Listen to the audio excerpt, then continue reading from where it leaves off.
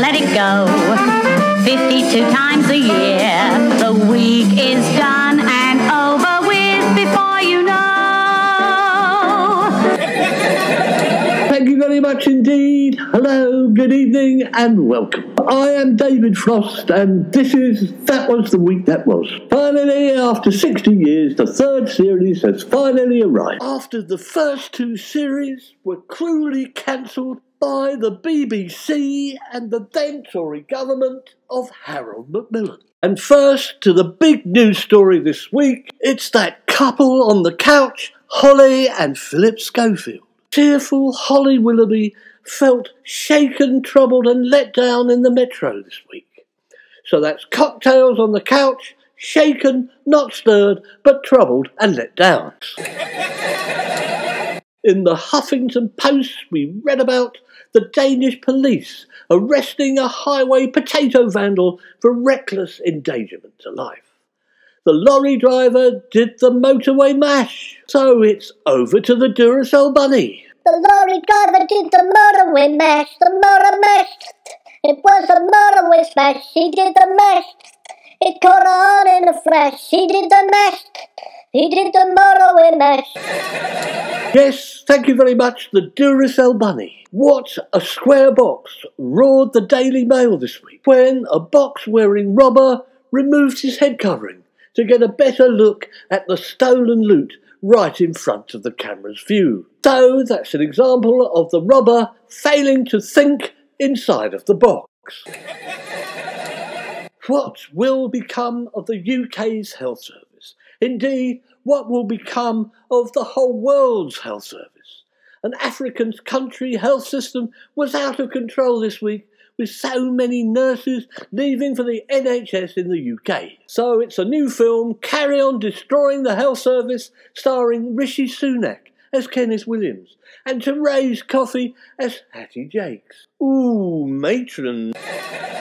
I'm still world class on grass, said Andy Murray after his Surbiton win. Well, if that's the case, Andy, you should smoke a few reefers before each match. Whilst in The Independent, we heard from the self-proclaimed first gay royal. I owe everything to those who struggled for LGBT acceptance. Thus opined Ivar Mountbatten, who, however, is not the first royal paedophile, who was in fact Earl Louis Mountbatten, King Charles's great-uncle. In the Mail Online, we witnessed the Kanye effect, as West's new wife, Bianca Censori, was seen modelling yet another bizarre fashion look. So that's Lurch himself and the rest of the Kanye family. They're creepy and they're kooky, mysterious and spooky. They're all together ooky. The Kanye family. In the Mirror, we heard MPs howling laughter as Michael Gove praised Boris Johnson for levelling up. Levelling up what, you might ask? His gold wallpaper? Or his bank balance, perhaps? The loneliness of the long-distance monster hunter now. I quit my job and home in 1991 to spend each day looking for the Loch Ness Monster, he said. Steve Feltham went on, if he ever felt the hump, he would stop. We learned this week that Walker's crisp sandwiches will be sold in delis across the UK next week. So we can expect that the Lineker refugee special with crisps crammed into a sub or a barge will prove popular. Over in Blackpool, they test-tasted Jaeger bomb and Sambuca-flavoured Blackpool Rock to see if it could give them a nightclub flashback. Apparently, the sticks of rock have "I am a pisshead" written all the way through them. In the Metro, we heard that, like Lewis Capaldi, we all need a mental health break sometime. Yes, indeed, I've felt better since Lewis stopped singing as well. The Mail's canine correspondent said, "Now that's one slobbery kiss."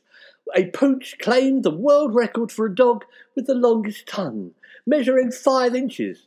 They reminded us that that was longer than a Coke can. Dear old Zoe can lick her own arse without turning round, which is more than you can say for both a Coke can and indeed even Rishi Sunak. Over in the auctions, a pencil believed to have belonged to Adolf Hitler sold for just 1/10 of its estimate, thereby confirming rumours that Hitler didn't have any lead in his pencil. iNews suggested that obese people will get easier access to slimming drugs like Wegovy in a £40 million pilot to reduce NHS waiting lists. The easier access to slimming drugs will include placing them on a middle shelf so they don't have to bend down, with a wide door so that the fatties can get in comfortably without getting stuck. Little Rishi was quaking in his boots. One of his advisors said we could only have 2 years to rein in AI. So it's over to the diary of a wimpy Prime Minister. Oh dear, that's nasty AI. I'm having nightmares about it. It scares me. Little Rish was also talking up free trade this week on his way to Washington DC to meet Joe Biden. So that's another entry in the diary of a wimpy Prime Minister. I'm on my way to America to offer everything in the UK for free, in case the Americans get cross with me. Whilst in Sussex, a sweet-toothed thief was jailed after stealing 144 chocolate bars from a West Sussex co-op. The sweet-toothed Sussex thief was sent to a prison without bars. Chocolate bars, that is. With all the news about artificial intelligence, we had to think twice when the Welsh government said they were thinking about banning artificial grass, or killer artificial intelligence grass, as it's known in Wales. On ITV, we saw a very drunk driver who was riding a lawnmower on a Milton Keynes A road. The police asked him whether he intended to mow down some pedestrians. Once again in Wales, a mum spotted the face of Jesus in her Sunday roast dinner gravy. And as it was Sunday, Jesus decided not to do his usual trick of turning water into wine, but instead turned the water into gravy. London's Metro News reported on a newly discovered dinosaur with giant teeth who was a vegetarian. So if you're a vegetable, Run! little Rishi Sunak was rarely out of the news this week. And in the Mirror, we heard how he met a boss of the scariest US tech firm that wants jumbo NHS data contracts. So it's the diary of a wimpy Prime Minister again. I met the boss of the scariest AI company, and I wasn't scared, honest. I just gave him lots of money and hoped he'd go away. The Welsh are very fond of their food, aren't they? Wales Online said you could lose weight by just looking at pictures of food. Indeed, a picture is worth 1,000 words, but you can't eat words, so how about 1,000 chips instead? We learned in Berkshire Live that a terrorist avoided deportation after being accused of eating a mattress. It was Christmas and he was asked if he would like a little stuffing with his mattress. This week in Devon, 2 men were rescued from a sinking boat after going to collect pasties. Yes, they set out for a pasty, but then the weather turned nasty.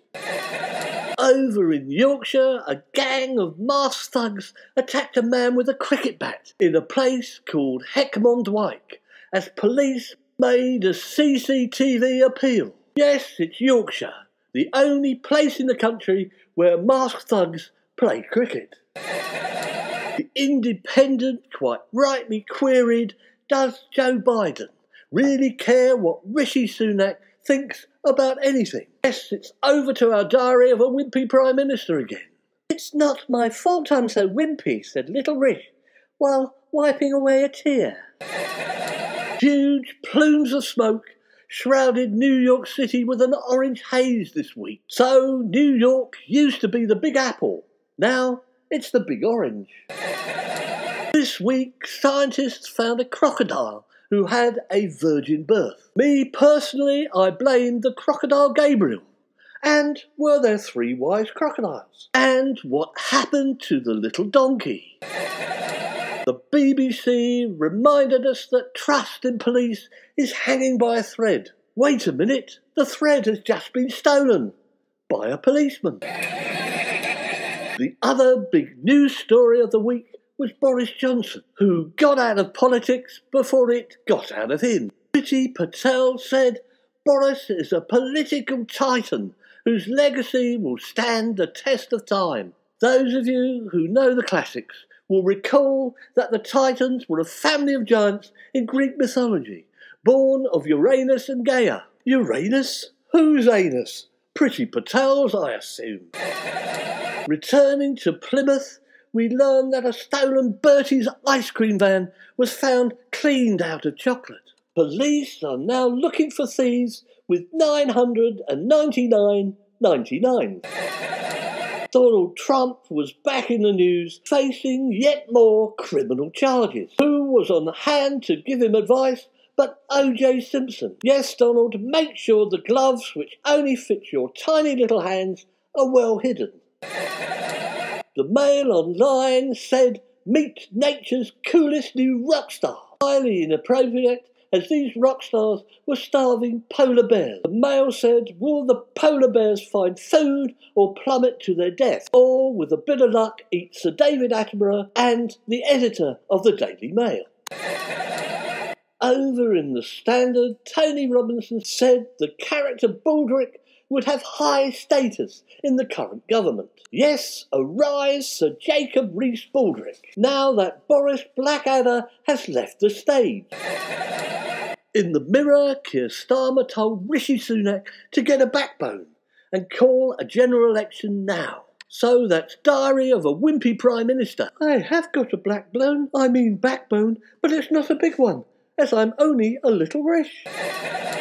Yes, Boris has been forced off the stage, and the Mail said, just like Mrs. Thatcher, Boris is a tiger undone by minuscule nibbling mice. To which Rishi replied, yes, I am a minuscule nibbling mouse, but I've beaten Boris, haven't I? And finally this week, Prince William shared an emotional message after at least 3 soldiers collapsed in the scorching heat during the final trooping of the colour rehearsal when he was leading the Welsh Guards on horseback. So it's over to Duracell. 76 trombones at the big parade. Wait a minute. 75 trombones at the big parade. Wait a minute. 74 trombones at the big parade. Well, this has been David Frost on That Was the Week That Was. So goodbye, good evening, and see you next week. That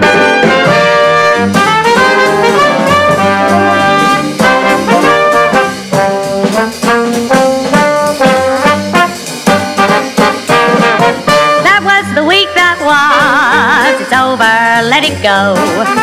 52 times a year. The week is done and over with before you know.